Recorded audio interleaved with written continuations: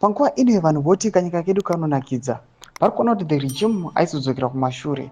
We've seen kuti General Anselm Sanyatwe aiwa he has been retired military. Panapa toona kuti they are not stopping even though pane ma-allegations ekubreachwa kwakaitwa the constitution, but we are seeing kuti varamba vachitomove forward aiwa nekutoramba vakatorumira pakuti Sanyatwe asiri the general. Notable subscribe or like or turn the bell icon.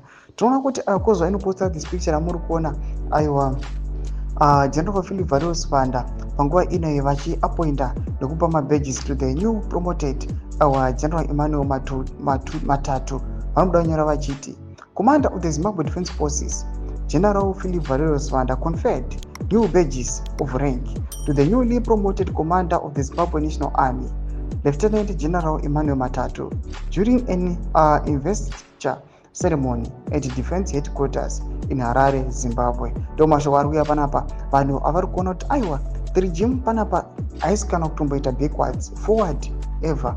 Tiri kuona kuti panapa Sanyatwe was fired tobva toiswa kumasports and recreation.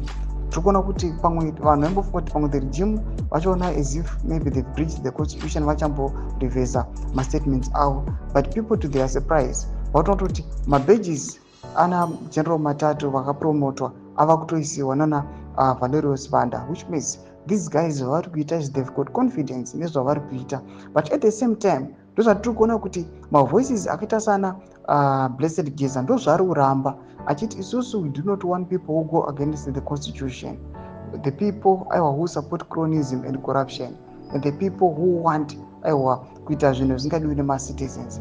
Mbudza mafungiro enyu muri kudii pamusoro pechitiko ichi? Vabvina comment section medu dzamafungiro enyu, subscribe or like, turn on the bell icon.